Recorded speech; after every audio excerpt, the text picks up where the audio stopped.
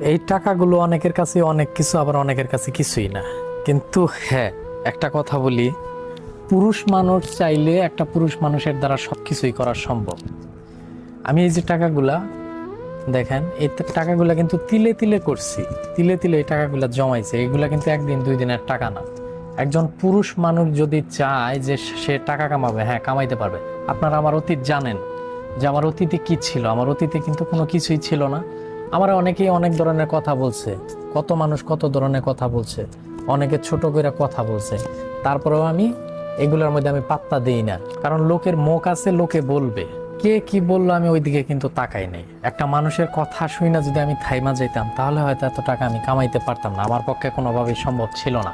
আমাদের গ্রাম অঞ্চল অনেক মানুষ আছে, অনেক মানুষের অনেকেই অনেক ধরনের কথা বলে, টিটকারি দিয়ে কথা বলে, মস্করা কইরা কথা বলে। ওই কথাগুলো শোনার পর অনেক ছেলে আছে, অনেক পুরুষ